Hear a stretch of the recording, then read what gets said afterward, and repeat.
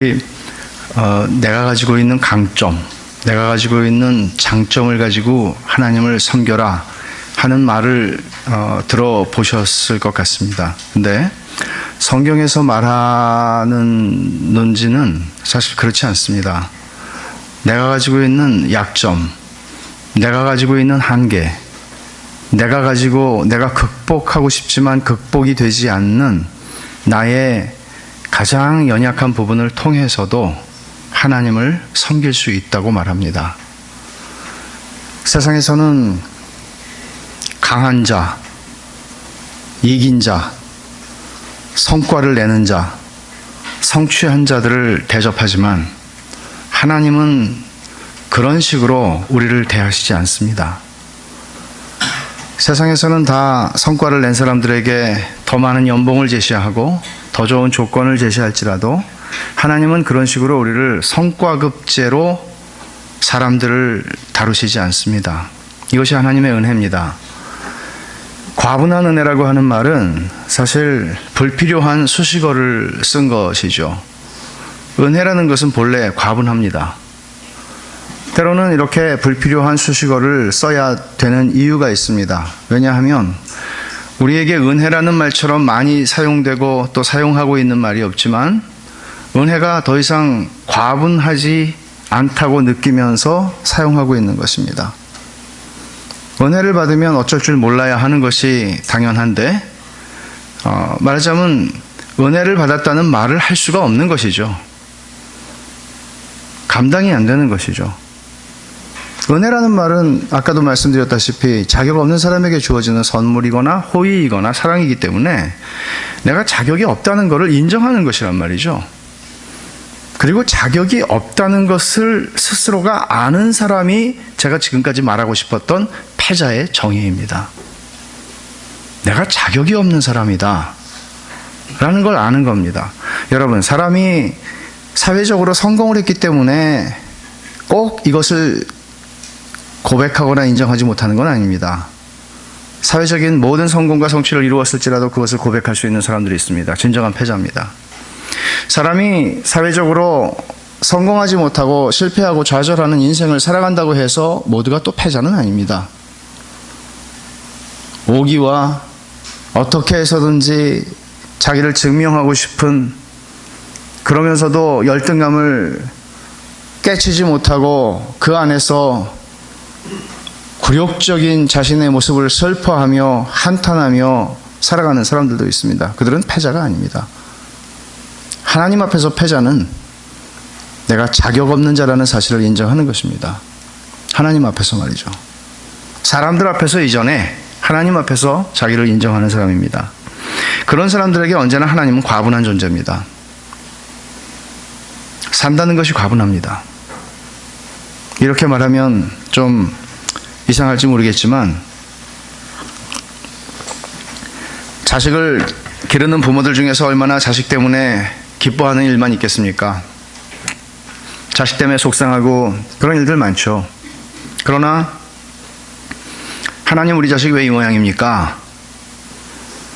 할 수 있죠. 잘못됐거나 그렇게 하지 말라거나 그것이 틀렸다는 얘기가 아닙니다. 그러나 거기서도 과분한 거를 느낄 수 있다는 얘기를 하고 싶은 것입니다. 말하자면 우리가 하나님의 은혜가 과분하다고 느낄 만큼 되려면 어느 정도 복을 누려야 되겠습니까? 얼만큼 하나님이 우리에게 우리의 삶의 환경과 상황 속에 뭔가를 주시고 또 주시고 주셔야 우리는 주님 이제는 좀 배가 부르네요. 주님 이제는 그만 주셔도 되겠어요. 이것도 사실 과분하다는 표현하고는 맞지는 않지만 언제쯤 되면, 얼마나 하나님이 우리를 먹이시고 배불리실 때 우리는 주님 너무 과분합니다. 저한테 이렇게까지 하시는 게 저는 감당이 안 됩니다 라고 고백할 수준은 얼만큼 해야 될까요? 하나님이 우리한테. 그렇잖아요. 누군가가 부모님이라고 할 수 있겠죠. 부모님이 우리에게 우리의 어떤 어린 시절이나 젊은 시절에 뭔가를 막 주세요. 그러면 어머니 됐어요. 이거 너무 지나치세요.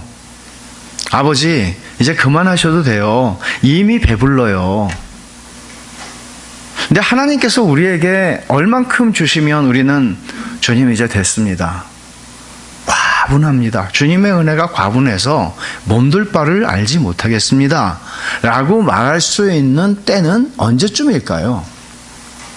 우리는 하나님 앞에 이것을 주십시오, 저것을 주십시오, 이 문제를 좀 풀어주십시오 라고 기도를 하는데 언제쯤 되면은 우리는 주님 이제는 괜찮습니다. 만족합니다. 이제는 이제 여한이 없습니다. 언제쯤 되면 우리 그렇게 얘기할 수 있겠어요? 은혜라는 말처럼 흔하게 쓰이는 말이 없지만 은혜가 은혜롭지 않은 것이죠.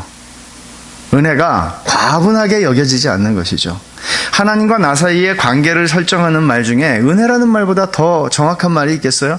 기독교 복음을 설명하는, 기독교가 모든 종교와 차별화될 수 있는 것은 은혜 말고 무엇이 있겠어요? 여러분의 삶 속에서 은혜를 제거하면, 바울 사도의 서신에서 은혜를 제거하면 남는 게 하나도 없을 거예요.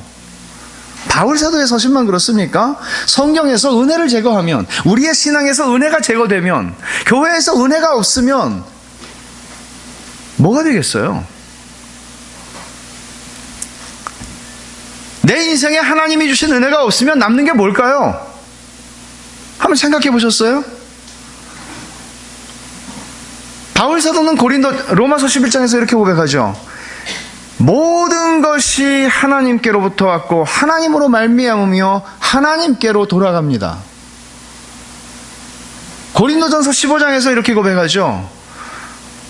나의 나 된 것은 다 하나님의 은혜입니다. 하나님의 은혜 없이 설명할 수 있는, 하나님의 은혜 없이 내 것이라고, 본래부터 이거는 내 것이라고 주장할 수 있는 것이 하나도 없다는 거죠. 다 은혜라는 거죠. 근데 그 은혜를 생각하면 이게 과분하기가 짝이 없는 것이죠. 바울 사도는 고린도후서를 쓰면서 우리가 2장, 3장, 4장 오늘 아침까지 살펴봤어요. 근데 이제 12장으로 확 넘어왔습니다. 12장에 결론이 있는데 바울 사도가 이 고린도후서를 쓰면서 항상 염두에 두고 있는 것은 거짓 교사들이에요. 거짓 교사들이 승리주의라고 하는 바이러스를 복음에다가 집어넣어서 복음을 왜곡하고 비틀어서 이 복음이 진짜 복음인 것처럼 고린도 사람들에게 가르쳤고, 그것을 고린도 사람들은 받아들였기에 그 결과로 그들은 세상적 자랑거리들을 가지고 살기 시작했으며, 그런 기준에 의해서 다른 사람들을 판단했고, 심지어 바울 사도도 가짜라는 결론에 이른 것입니다. 그래서 바울 사도는 단순히 고린도 사람들에게 참된 것을 말하는 것에서 넘어서서 이 사람들, 이 거짓 교사들이 거짓이라는 것을 또한 말해야 했단 말이죠. 근데 거짓 교사들을 의식하면서 바울 사도는 11장 1절부터 12장 13절까지는 이거를 신학자들은 바보 연설이라고 그래요. 왜 바보 연설이라고? 바울 사도의 바보 연설. 왜 그런가 하면 바울 사도가 자랑하는 것은 너희가 은혜로 받은 구원을 헛되게 여기는 것이다라고 주장해왔던 사람이 자랑을 하는 거예요. 바울이. 이건 자랑하는 건 다 가짜다 그렇게 얘기를 해놓고 바울이 자랑을 하는 거예요. 그 자랑하는 의도가 있죠. 이것은 거짓 교사들의 정체를 폭로하기 위해서 바울 사도는 마치 자신이 거짓 교사가 된 것인 것처럼 그들처럼 지금 행동을 하고 있는 것입니다. 그렇게 바울 사도가 자랑을 하는데 그 자랑의 절정이 12장 1절입니다. 무익하나마 내가 부득불 자랑하노니 주의 환상과 계시를 말하리라. 드디어 바울 사도도 자기가 경험한 영적인 세계를 드디어 얘기하기 시작합니다.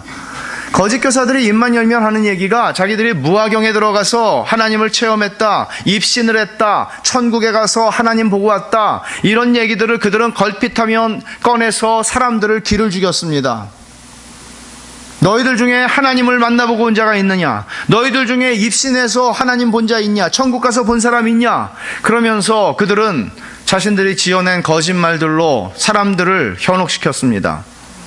근데 바울 사도가 이제는 자기 자랑을 하는 거죠. 나도 한 체험 했다 하는 것입니다.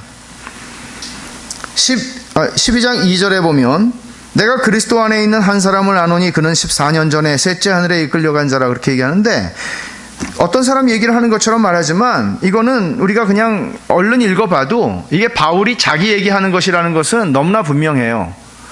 이런 이유가 있겠죠. 자기 자랑을 진짜 하려고 그러는데 정말 쑥스러워서 이렇게 표현할 수도 있죠. 그러나 자기 얘기를 하는 거는 이거는 오해 없이 자기 얘기예요. 한 사람을 안대요. 14년 전에 셋째 하늘에 이끌려간 자래요. 셋째 하늘이라는 거는 그 당시에 사람들이 가지고 있었던 하늘에 대한 개념은 3층으로 되어 있다고 생각했어요.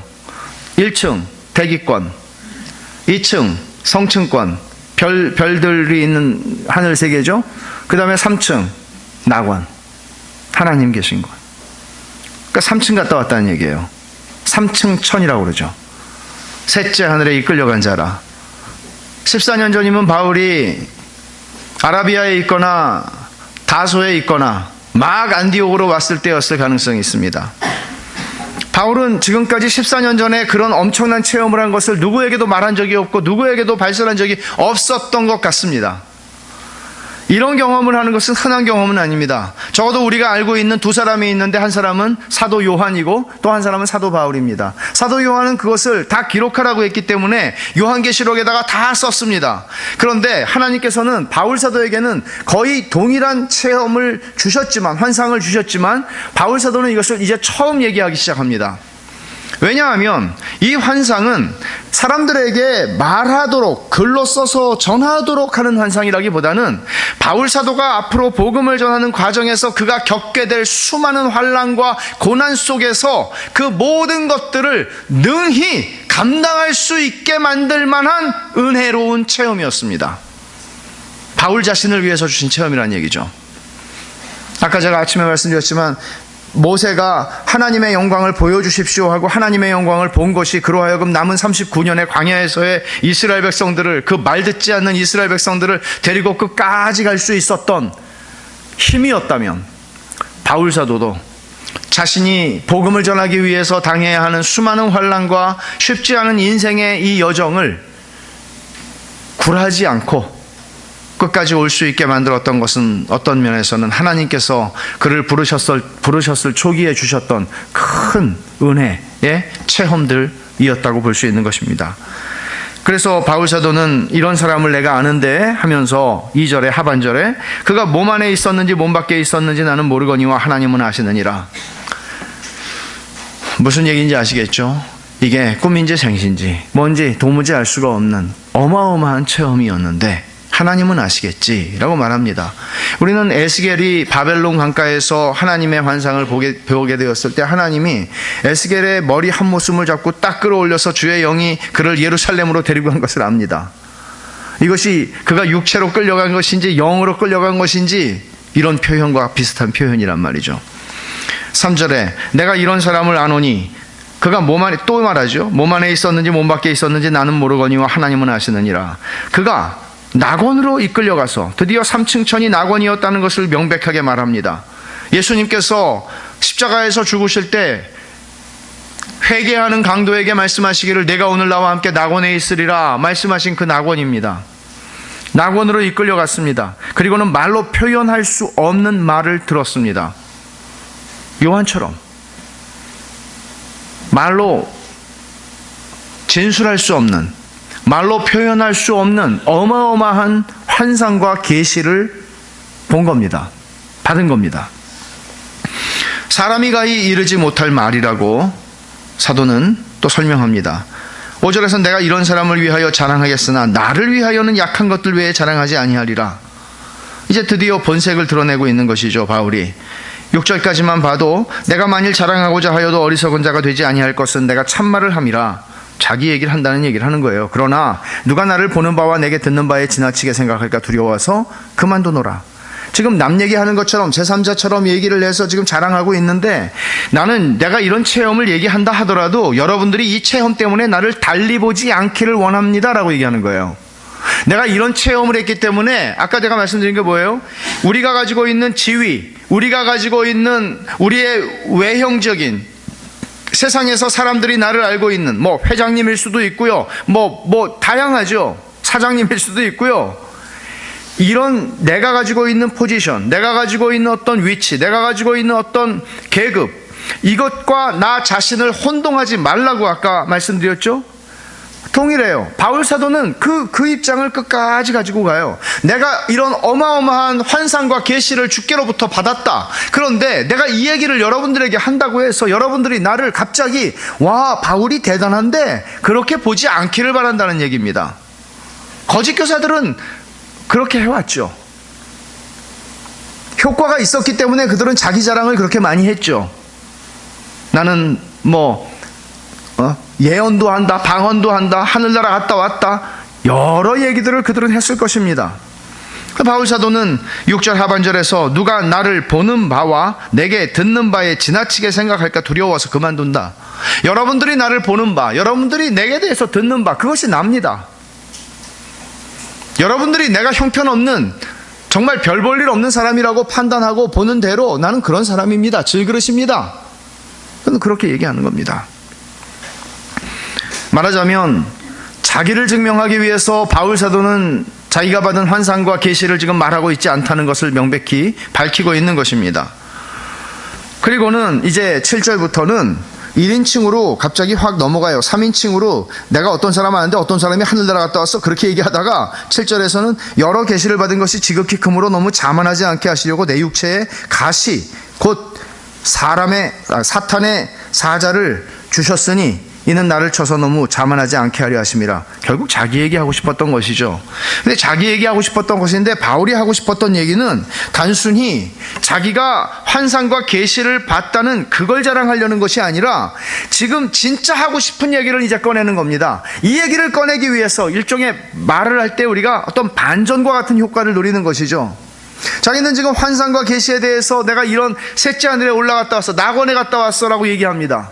엄청난 걸 봤다고 얘기합니다. 사람이 표현할 수 없는 광경을 봤다고 얘기합니다. 그런데 그가 지금 하려고 하는 얘기는 육체의 가시, 사탄의 사자,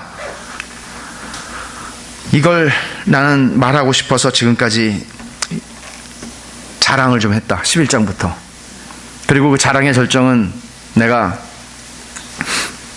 낙원에 갔다 온 것이다 라고 얘기를 합니다. 쉽죠? 이 정도 체험을 한 사람이면요, 가짜 체험을 한 가짜 사도들, 가짜 교사들을 한 방에 다 보낼 수 있는 체험이죠. 이 정도 체험이면. 그러면 지금 1장부터 11장까지 쓸 필요도 없었어요. 체험 대 체험으로 대결을 한번 해볼까? 이렇게 했으면 됐어요. 근데 바울이 왜 그렇게 안 했죠? 그것은 자기가 질그릇이라는 것, 심히 큰 능력이 하나님께 있는 것이지 내가 능력이 탁월하고 출중한 사람이기 때문에 하나님께서 나를 쓰셨다 이렇게 얘기하는 것은 자기가 전하는 복음을, 그리고 자기가 전하는 하나님을 부정하는 것이기 때문에 그렇게 말하지 않은 거예요. 바울이 만약에 나 이런 체험했고, 나 이렇게 많이 배운 사람이고, 나 이렇게 화려한 경력을 가진 사람이라서 하나님이 나를 여기까지 오게 하셨고 나를 이렇게 쓰셨어 라고 말한다면 다들 바울과 같이 훌륭해지기를 원할 것이고, 바울과 같이 훌륭한 삶을 살아오지 않은 사람들을 주눅들게 하기에 충분하고, 하나님이 내 인생은 쓰실 수가 없겠구나, 나는 너무 가진 게 없어 라고 말할 것이기에, 그것은 자기가 전하는 복음과 하나님께서 어떤 하나님이신지를 부정하게 되는 것이란 말이죠. 그래서 바울은 이렇게 돌고 돌아서 길게 지금 고린도후서를 쓴 것입니다.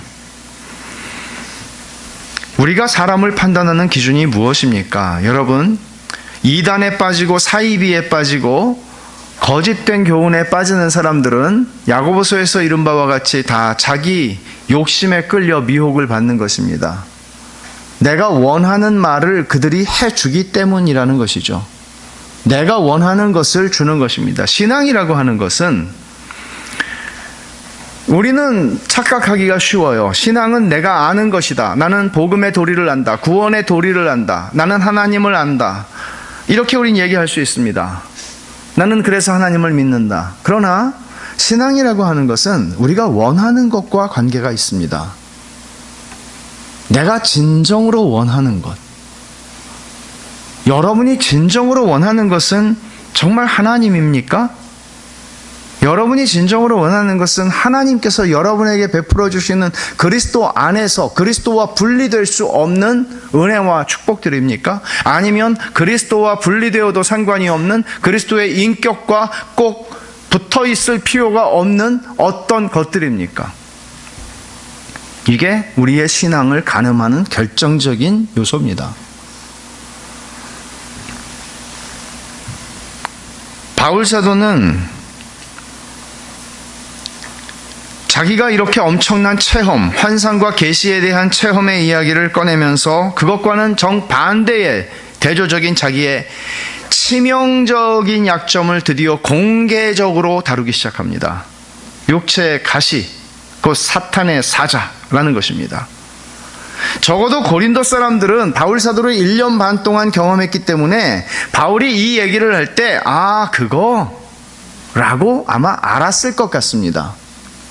그러나 지금 이 성경을 읽는 학자들은 이 바울이 얘기하는 사탄의 사자, 육체의 가시라고 하는 게 구체적으로 무엇을 의미하는지 추측은 할 수 있을지언정 그것이 무엇이라고 딱 단정적으로 말할 수는 없습니다.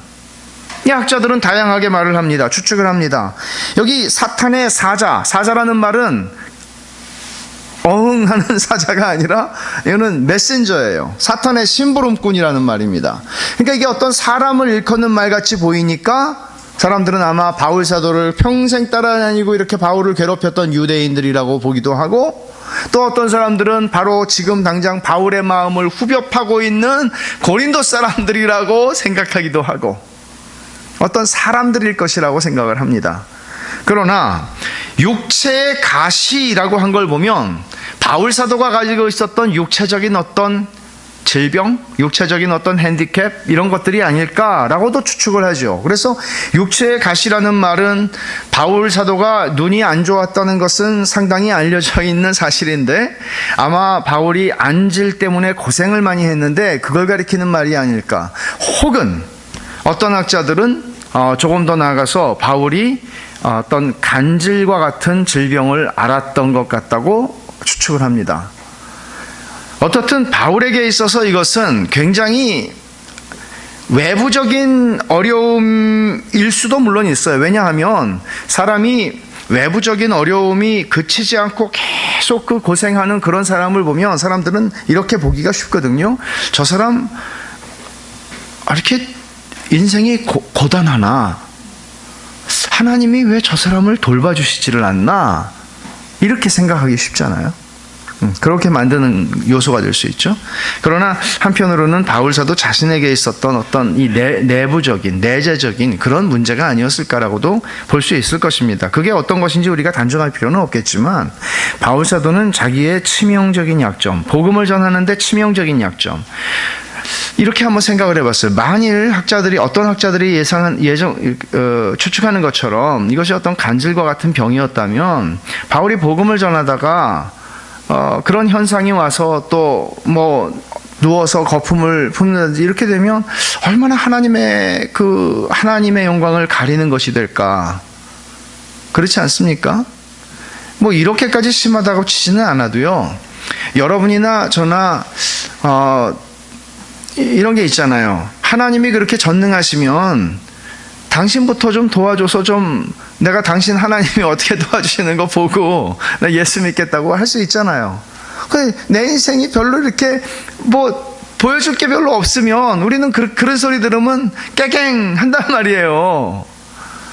근데 바울 사도는 지금 그거를 완전히 뒤집는 얘기를 하고 있는 거예요. 자기의 약점을 얘기를 하는 거예요. 약점을. 여러분 사람마다 다 있죠. 여러분들은 어떤 약점이 있으세요? 사람마다 다 있어요. 예를 들면 내가 정말 이것만 아니면 내가 날개를 치고 날아다니겠다 이런 생각 하시는 거 있죠. 이것만 아니면 그거예요, 그거.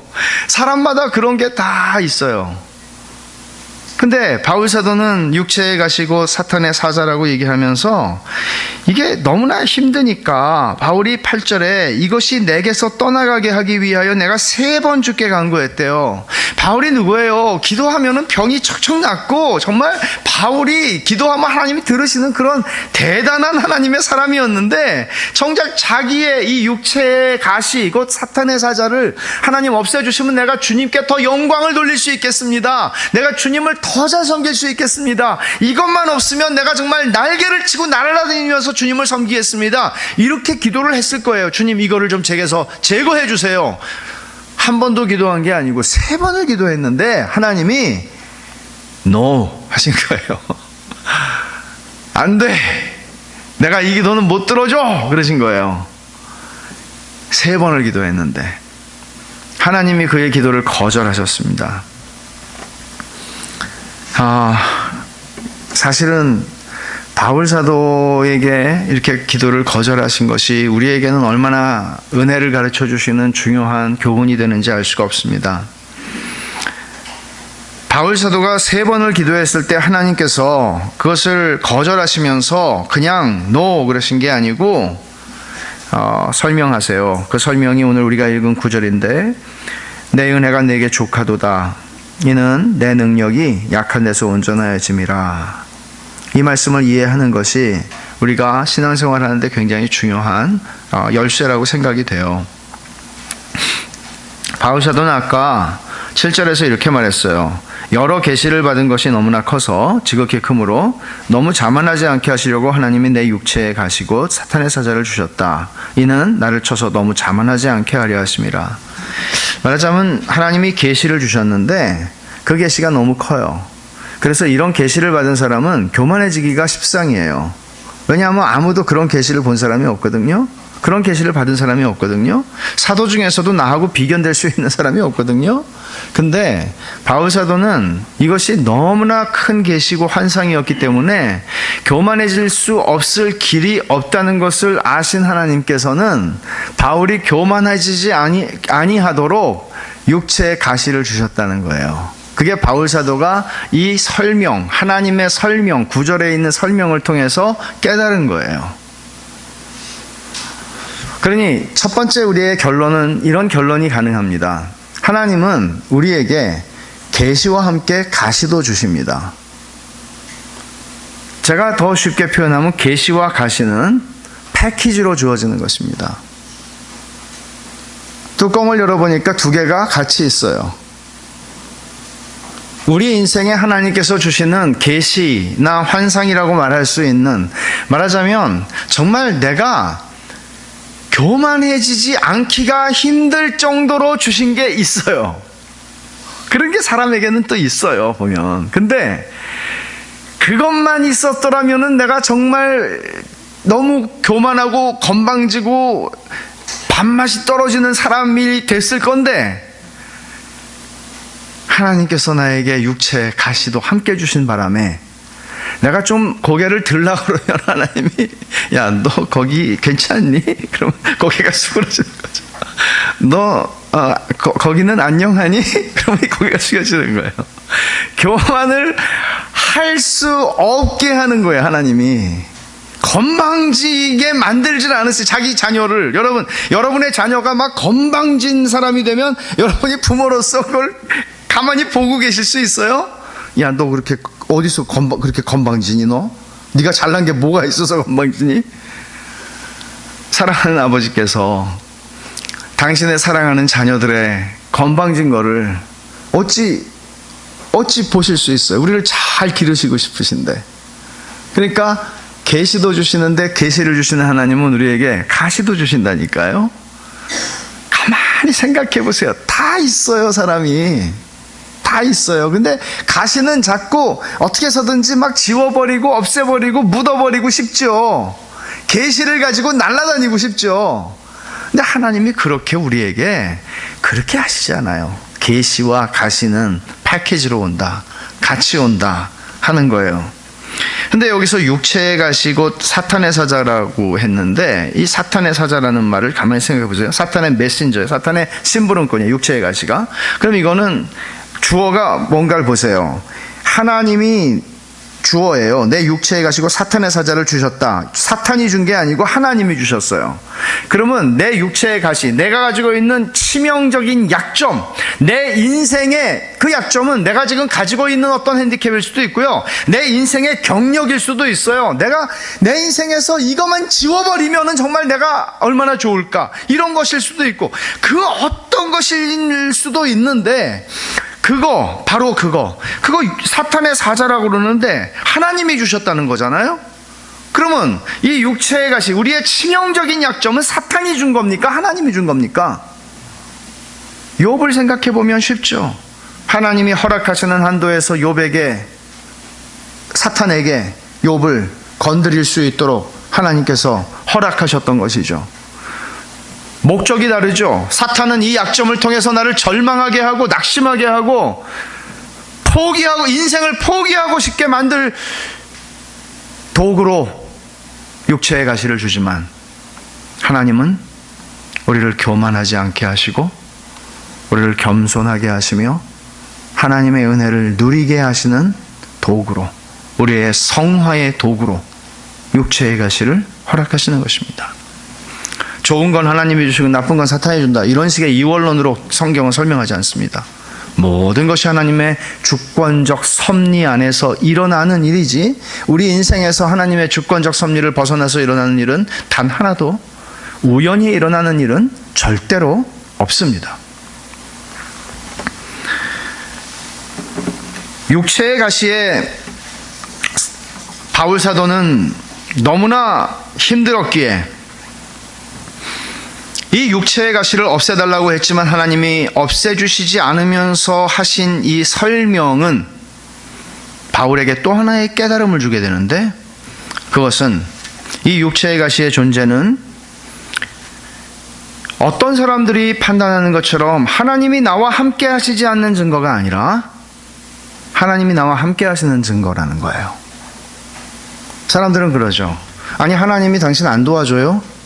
왜 당신은 아직도 그 문제 가지고 그렇게 고통스러워하는데 하나님이 당신에게서 그 가시를 좀 빼주시지 않나요? 근데 바울은 하나님의 설명을 듣고 깨달아요. 하나님이 이 가시를 나에게 찔러 넣어 두시는 것은, 뽑아주시지 않는 것은 내가 교만할 수 없게 하시는 하나님의 안전장치인데, 말하자면 하나님이 날 사랑하시기 때문에 이것을 뽑아가시지 않는다는 것이죠. 내가 하나님의 사랑받는 자녀이기 때문에 하나님이 이 육체의 가시를 주셨다는 것이죠. 말하자면 하나님이 사랑하시는 아들과 딸들에게 징계하시는 것과 같이 하나님이 징계하시는 것은 하나님이 나를 버리셨다는 증거가 아니라 내가 하나님의 사랑 아래 있는 존재라는 것을 증명하는 표지요. 여기서 육체의 가시라고 일컬어지는 우리 인생의 치명적인 약점과 치명적인 어떤 그 고난이라고 하는 그런 요소들도 하나님이 나와 함께 하지 않는 증거가 아니라, 하나님이 나를 버렸기 때문에 이런 일이 일어나는 게 아니라 하나님이 지금 나를 붙들고 계시고 은혜의 손으로 나를 다루고 계시기 때문에 그런 약점과 아픔과 고통과 고난들이 내 삶에 있다고 바울은 얘기를 하는 거예요. 이거는 우리의 약함과 고난을 바라보는 완전히 새로운 방식이죠. 여러분, 여러분의 인생에서 꼬이는 일들이 일어날 때 하나님 나 버리셨나? 생각할 수 있어요?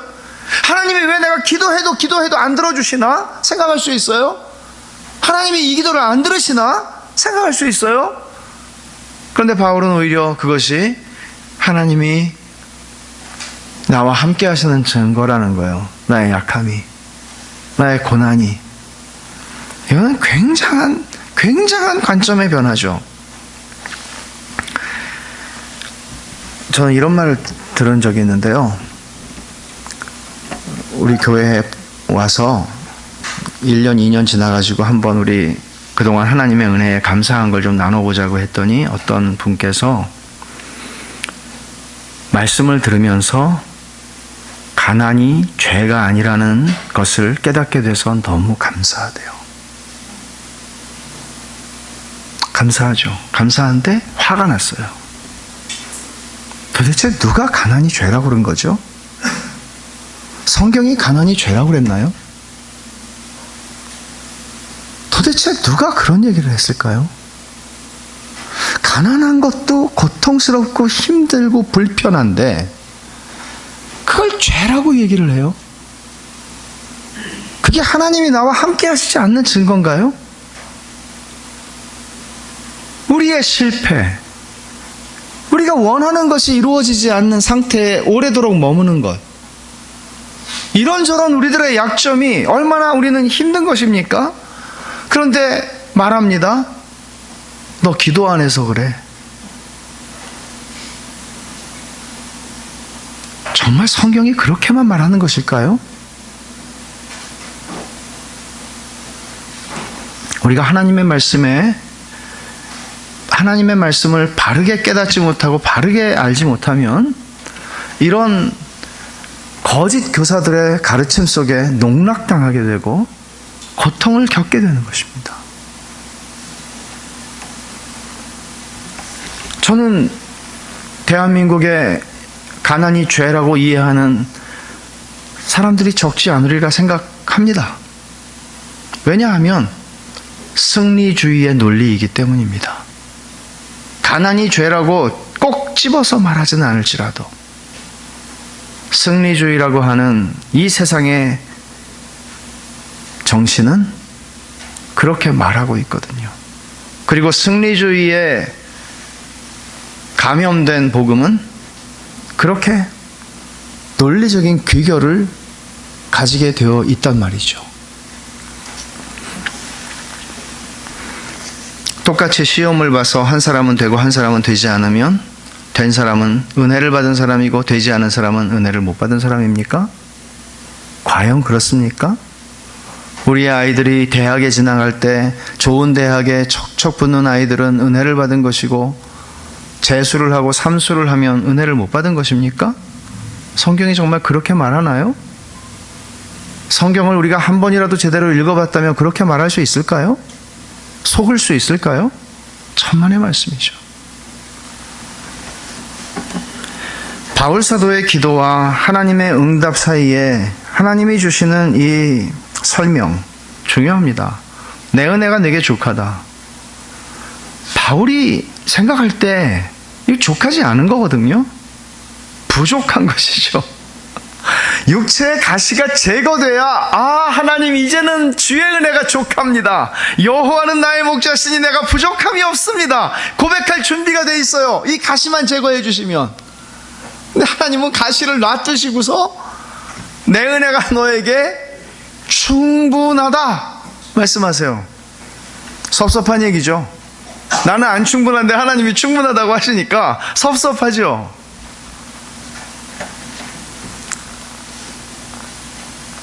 우리 중에 아무도 고난을 기뻐할 사람 없습니다. 하나님이 그거 아십니다. 육체의 가시는 좋은 게 아닙니다. 나쁜 겁니다. 아픈 겁니다. 괴로운 겁니다.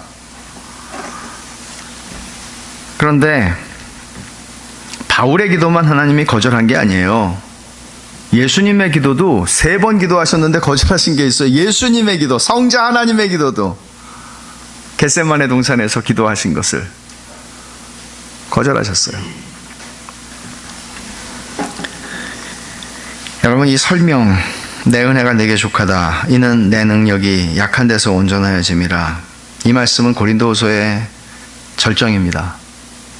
하나님의 이 설명은 고린도후서의 절정이고 하나님의 응답으로서의 설명을 빌어서 고린도 사람들에게 복음의 실제를 선포하는 것입니다. 바울의 인생에 그치지 않았던 괴로움, 그리고 그 괴로움 때문에 고린도 사람들은 바울을 의심했죠. 저 사람 가짜 아닌가? 하나님의 사도라는데 왜 저렇게 하나님이 안 도와주시지 인생을? 여러분, 이런 논리는 교회 안에 고스란히 있습니다. 볼까요? 조심스러운 말씀이기는 하지만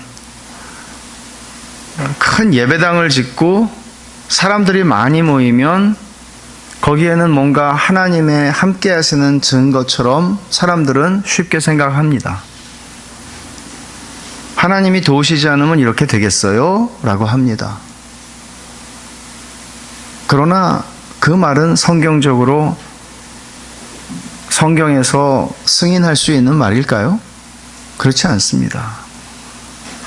성경과 교회의 역사를 보면 그렇지 않습니다.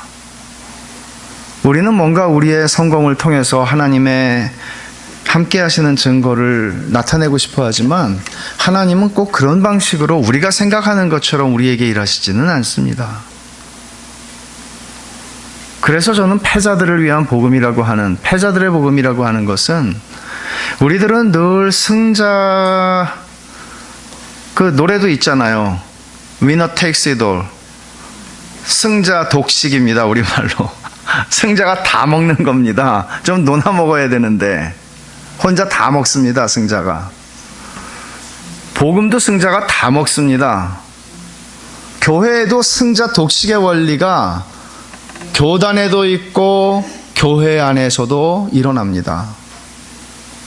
이거는 그러면 승자들, 말하자면 바울처럼 이런 약점을 가진 사람들은 전부 은혜 못 받은 사람이고 하나님이 함께 하시지 않는 사람입니다. 그러나 거짓 교사들, 번지르르하고 뭔가 스펙도 좋고 말도 잘하고 사람들이 뭘 원하는지를 알아서 그것들을 척척 제공해주는 그런 사람들, 그런 거짓 교사들은 각광을 받고 대접을 받는 것입니다.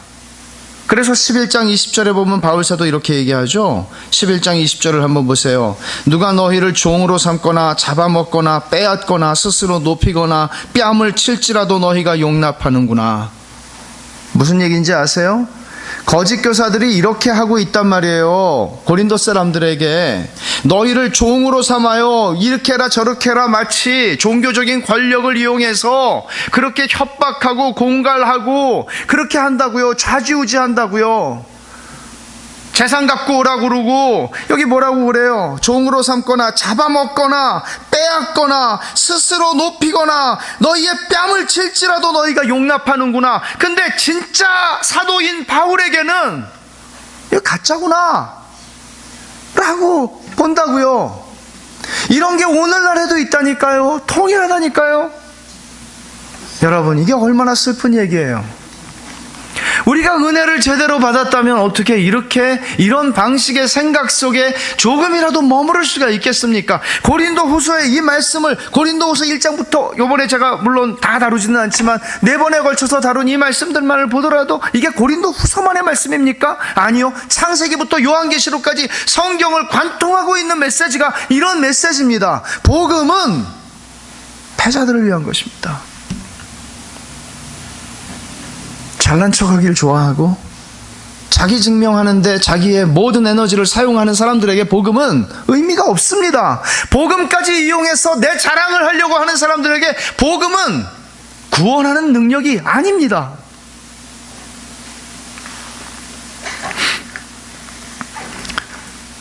우리 자신이 무엇을 가지고 있든지 그것이 하나님을 대신할 만큼 인생을 의지하는 것이 되지 않게 하시는 하나님의 은혜가 있습니다. 그게 바로 가시를 통해서 하나님이 바울에게 가르쳐 주시는 것입니다.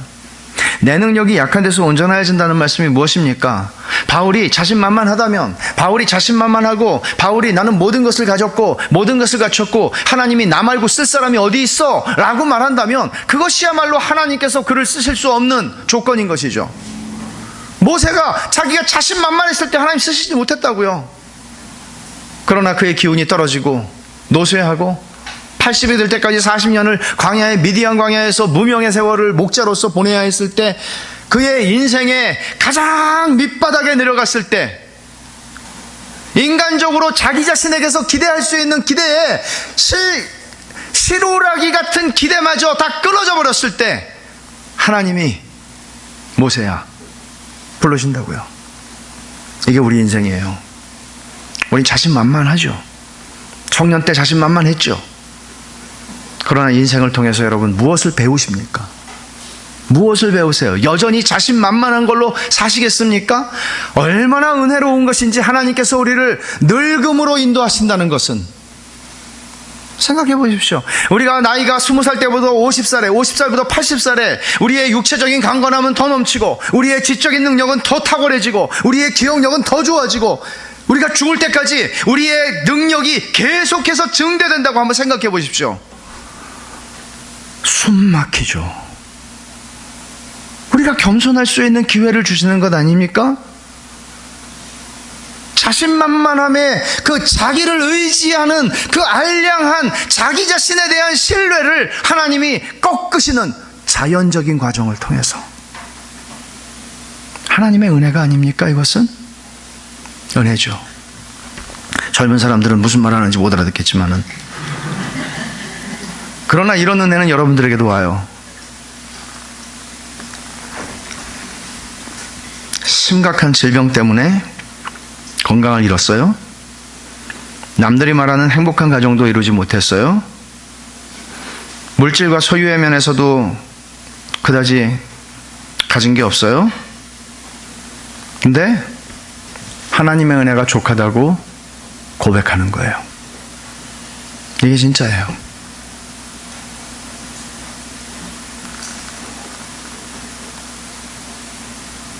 신비해요. 무지하게 신비해요. 예수를 믿는 사람들은 이 은혜의 신비를 맛보는 사람들이에요. 여전히 우리가 이 세상에서 바라고 원하는 것들로, 아까 제가 그랬죠? 신앙은 내가 바라는 것이고 내가 원하는 것이라고. 여전히 내가 세상에서 바라고 원하는 것들로 충만해지는 인생, 그것을 얻기 위해서 하나님 앞에 매일 아침 기도하는 그것이 아니라, 때로는 내 자신의 상황을, 내 자신의 그냥 약함을 보면서도 하나님의 은혜가 족하다고 고백하면서 깜짝 놀라는 거죠. 아니, 내가 지금 그렇게 말했나? 하나님은 우리를 이런 자리로 데리고 가시는 거예요. 예외 없어요.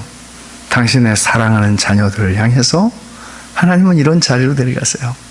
세상에 이렇게 자비롭고 이렇게 은혜로우신 우리의 인생의 과정을 통해서 한치의 오차도 없이 우리를 이끌어 가시는 그 전능하시고 선하신 하나님의 은혜가 얼마나 큰지, 그리고 그 은혜 안에 있다는 것이 얼마나 안전하고 얼마나 편안한지, 내 약함이 더 이상 약함으로만 존재하는 것이 아니라, 말씀하신 대로 내 능력이 약한 데서, 네 약함 안에서 온전하여진다.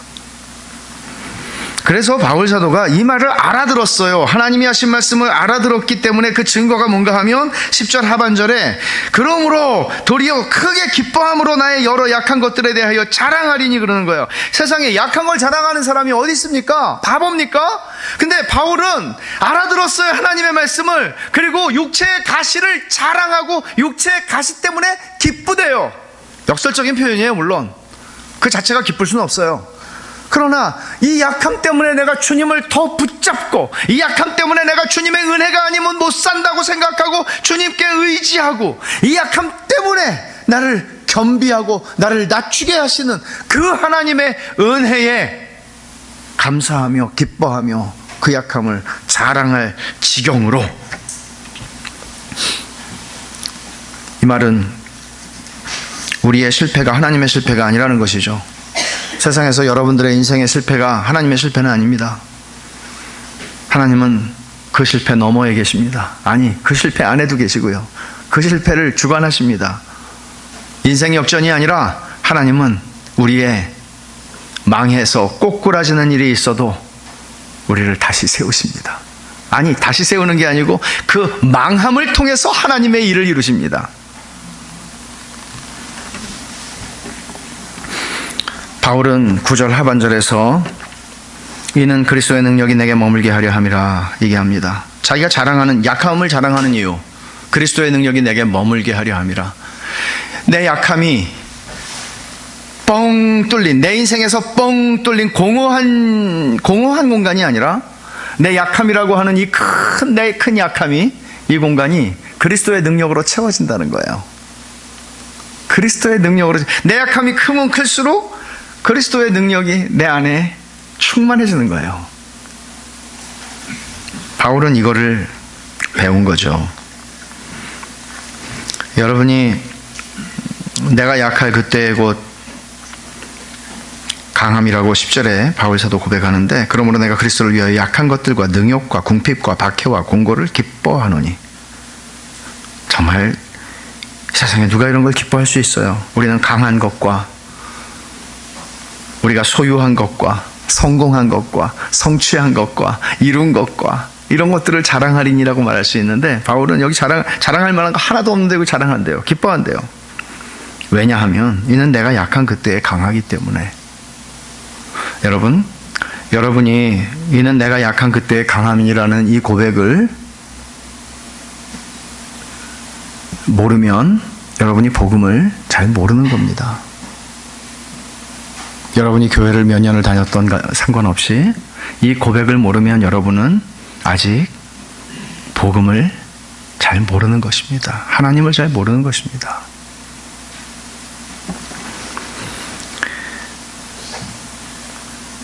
무명해, 고난받는, 가난한, 병약한, 그렇지만 믿음으로 살아가는 성도들에게 오셔서 하나님께서는 당신의 능력으로 함께 하신다는 얘기를 하는 겁니다.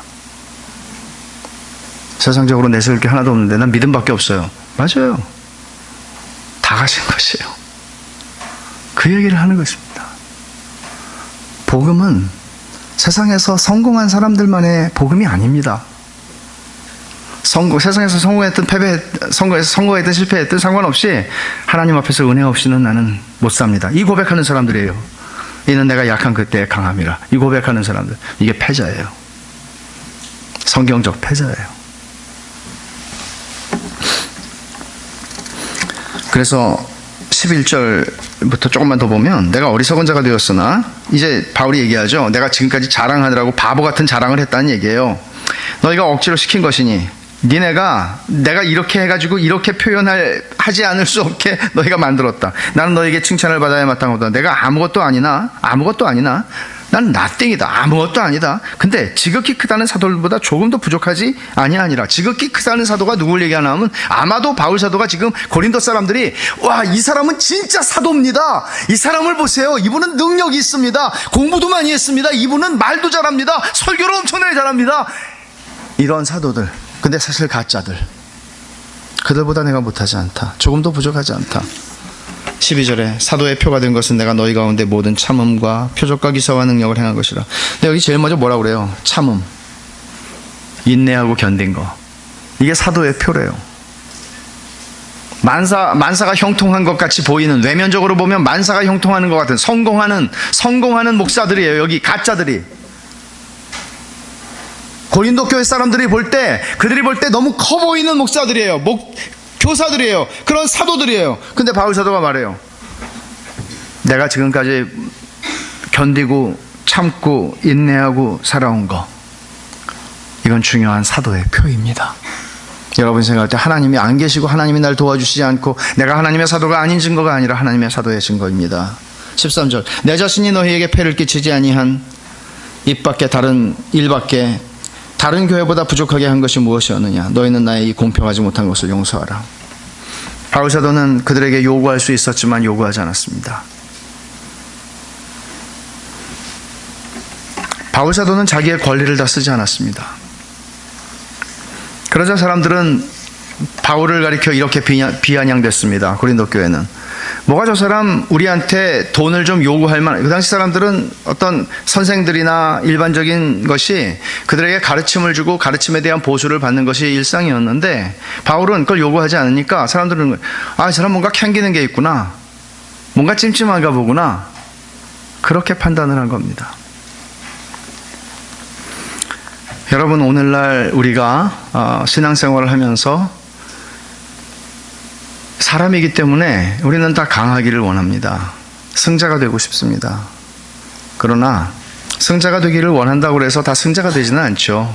여러분이 많은 걸 원한다고 그 모든 원하는 걸 다 갖지는 않잖아요. 하나님 주시지 않잖아요. 그렇다고 해서 여러분들이 무슨 나는 이 세상에 패자로 살겠습니다, 그렇게 기도하라는 거 아니에요. 그런 건 잘못 들은 것이고, 그러나 우리의 약함은 다 있죠. 그 속에서 우리는 오늘 하나님께서 바울에게 말씀하신 것처럼 내 능력이 약한 데서 온전해야 된다. 여러분이 가진 질병, 고치지 못하는 질병이든지, 또는 극복되지 않는 경제적인 문제든지, 또는 자녀들의 문제든지, 어떤 것이든지, 내가 가지고 있는 나를 열등감에 몰아넣는 어떤 문제라든지, 어떤 것이든지, 바울에게 하나님이 주신 이 말씀을 우리가 이해한다면, 우리는 그 속에서 하나님 나를 이것만 없애주면 내가 주님 잘 섬길게요가 아니라 사실은 이렇게 고백하게 되는 거죠. 주님의 은혜가 과분합니다. 이것 때문에 감사합니다 하는 자리로 가게 되는 것이에요.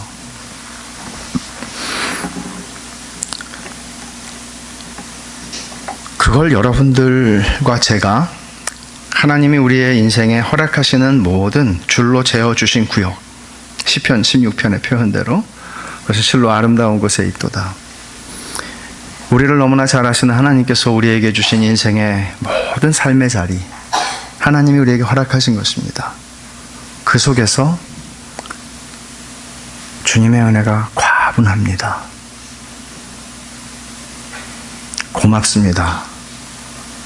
이렇게 고백하는 은혜의 신비를 좀 맛보고 살면 좋겠습니다. 중요합니다. 끊임없이 내게 원하는 것들을 주지 않음으로 인해서 하나님에게 섭섭한 마음을 가지고 하나님을 이런저런 우리의 열심으로 회유해 보려고 하는 어리석은 시도들로 하나님께 접근하며 세상의 승리주의를 극복하지 못하고 그 승리주의의 정신 속에서 하나님을 섬기겠다고 하는 모든 어리석음을 바울 사도는 단 한 구절로 이렇게 설명합니다. 마지막으로 13장 4절을 읽겠습니다.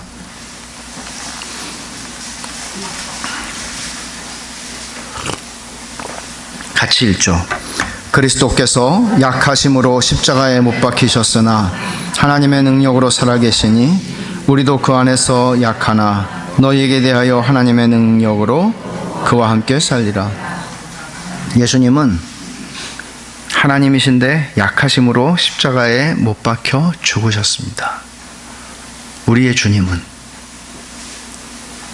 우리 생각에는 주님이 십자가에서 사람들이 말할 때 십자가에서 내려오셔서 그들을 다 번갯불로 지져 놓으셔야 된다고 생각을 하는데, 그러기를 바라는데, 주님은 무력하게 십자가에서 약하심으로 죽으셨습니다. 그분이 우리의 주님이십니다. 그리고 하나님께서는 당신의 능력으로 그를 살리셨습니다. 이게 신앙의 진수입니다. 우리는 주님을 따라가는 사람들입니다. 우리는 십자가에 무력함으로 못 박히는 것 따위는 원치 않습니다. 우리는 멋있게 부활의 능력으로 살고 싶습니다. 그런데 바울 사도가 빌립보 3장에서 고백했듯이 부활의 권능을 알려고 한다면 우리는 그리스도의 고난에 동참하며 십자가를 지고 우리의 앞서 걸어가신 주님을 따라가야 합니다. 피할 수 없는 것입니다. 그래서 주님은 나를 따라오려면 자기를 부인하고 자기의 십자가를 지고 나를 따라와라 말씀하십니다. 여기에 진짜 행복함이 있습니다. 세상에서 우리가 무엇을 얻고 성취함이 가져다주는 행복과 비교할 수 없는 행복함이 있습니다. 이것을 맛보고 살도록 하나님께서는 천국을 맛보는 삶으로 우리를 초대하신 것입니다. 기도하십시다. 하나님 아버지, 감사합니다.